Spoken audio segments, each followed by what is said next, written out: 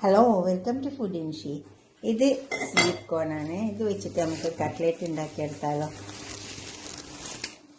നമുക്ക് കട്ട്ലേറ്റ് ഉണ്ടാക്കാം. ആദ്യം ഇതിനെ ഒന്ന് ക്രഷ് ചെയ്തെടുക്കാം.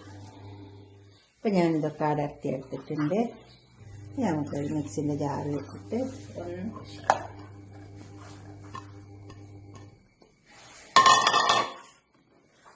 ഇതുപോലെ എല്ലാം അടർത്തിയെടുത്താണ്.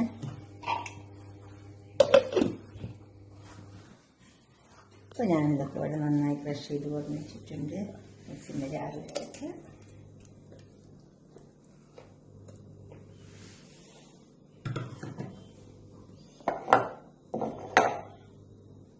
ഇനി അതിലേക്ക് കുറച്ച് വെള്ളമായിട്ട് കൊടുക്കുക. കുറച്ച് മതി, അധികം വേണ്ട. ഇഞ്ചി, വെളുത്തുള്ളി, പച്ചമുളക്. എരിവ് കുറഞ്ഞ പച്ചമുളകാണ്, അതുകൊണ്ടാണ് ഞാൻ കുറച്ച് കൂടുതലിട്ടത്. പിന്നെ കുരുമുളകിൻ്റെ പൊടി കുറച്ചിട്ട് കൊടുക്കാം. കുറച്ചിട്ട് കൊടുത്താൽ മതി. കുറച്ച് മഞ്ഞളിൻ്റെ പൊടി, പിന്നെ ഉപ്പ്, കുരുമുളക്, മഞ്ഞളിൻ്റെ പൊടി, 2 ഉരുളക്കിഴങ്ങ് പുഴുങ്ങി വെച്ചിട്ടുണ്ട്. ഇത് നമുക്കിതിലേക്ക് ചേർത്ത് കൊടുക്കാം.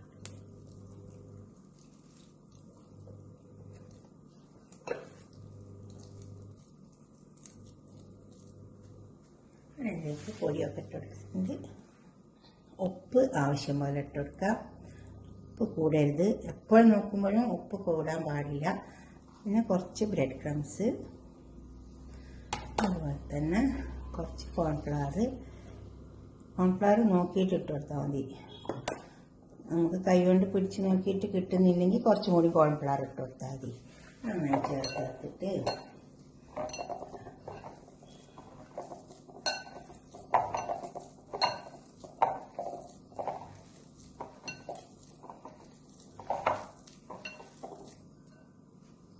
ഉപ്പൊക്കെ ഉണ്ട്. കുറച്ച് മുളകിൻ്റെ പൊടി നമുക്ക് തരാം, കുറച്ചിട്ട് കൊടുത്താൽ മതി. നമുക്കെല്ലാം കുറച്ച് എരിവ് വേണമല്ലോ, അതുകൊണ്ടാണ്. ഈ കോൺഫ്ലവറും ബ്രെഡ് ക്രംസൊക്കെ ഇതിലേക്ക് കണക്റ്റായിട്ടുണ്ട്.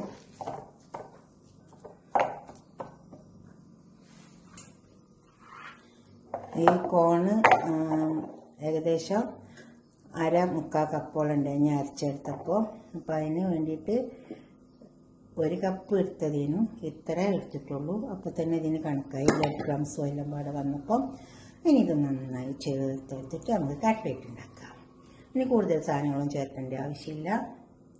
വേണമെന്ന് വെച്ചെങ്കിൽ കുറച്ച് ഗരം മസാല ചേർക്കാം. കുറച്ച്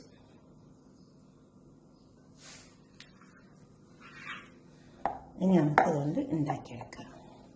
ഇനി നമുക്കിത് ഉണ്ടാക്കാൻ തുടങ്ങാം. ഇത്തിരി മല്ലിച്ചപ്പ് ഏടുവനെ, മല്ലിയില മണിയില്ല. അതുപോലെ കയ്യിൽ വേണമെങ്കിൽ കുറച്ച് ഓയിൽ വയ്ക്കാം.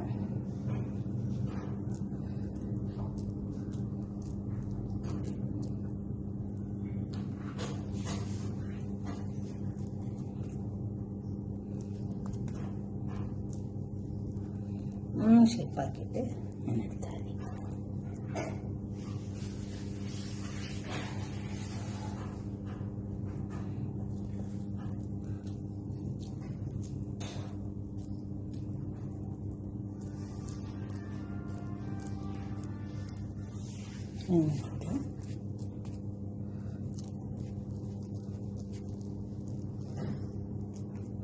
ചെറിയ രീതിയിലോ വലിയ രീതിയിലോ ഏത് രീതിയിലും ഉണ്ടാക്കിയെടുക്കാം.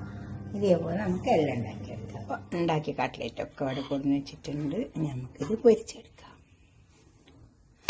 നല്ല ക്രിസ്പി ഉണ്ടാവും. നമ്മൾ കോൺഫ്ലവർ ഒക്കെ ഇട്ടുണ്ട്. ഇപ്പോൾ കോൺഫ്ലവർ ഇല്ലെങ്കിൽ നമുക്ക് കുറച്ച് അരിപ്പൊടി ചേർത്താലും മതി കേട്ടോ.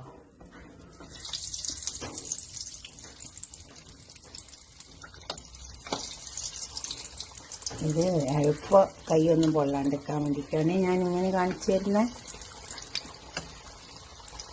ഇത് മൊരിഞ്ഞിട്ട് മൊരിഞ്ഞിട്ട് നമുക്ക് എടുക്കാം.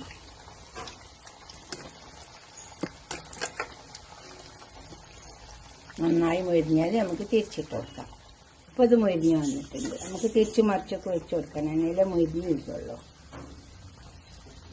നല്ല ടേസ്റ്റ് ഉണ്ടാവും സ്വീറ്റ് കോണിൻ്റെ കട്ട്ലേറ്റ്.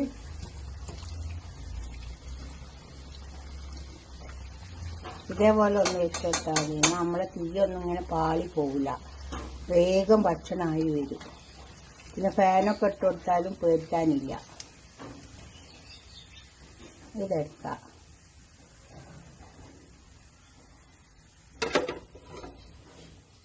ഈ കോൺഫ്ലവറും ബ്രെഡ് ക്രംസും ഒക്കെ ഉള്ളതുകൊണ്ട് വേറെ ഒന്നിനും മുക്കേണ്ട ആവശ്യമില്ല, നേരിട്ടിട്ട് അങ്ങ് ഇട്ട് കൊടുത്താൽ മതി.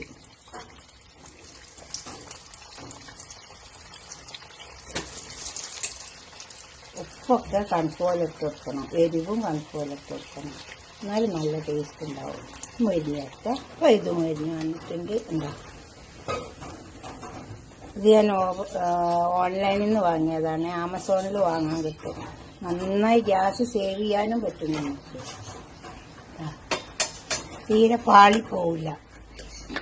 ഇനി ഇതൊക്കെ നമുക്കൊരു പാത്രത്തിലേക്ക് സെർവ് ചെയ്യാം. ഇപ്പോൾ നമ്മളെ സ്വീറ്റ് കോൺ കട്ട്ലേറ്റൊക്കെ അവിടെ കൊടുന്ന് വെച്ചിട്ടുണ്ട്. ഇതുപോലൊക്കെ ഒന്ന് ഉണ്ടാക്കി വെച്ചാൽ നല്ല ക്രിസ്പി ഉണ്ട്. കണ്ടോ, എണ്ണ ഒന്നും കുടിച്ചിട്ടില്ല.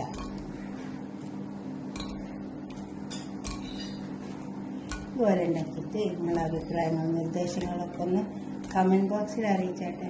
ലൈക്ക് ചെയ്യണം, അതുപോലെ തന്നെ ഷെയർ ചെയ്യണം. ചൂടുണ്ട്.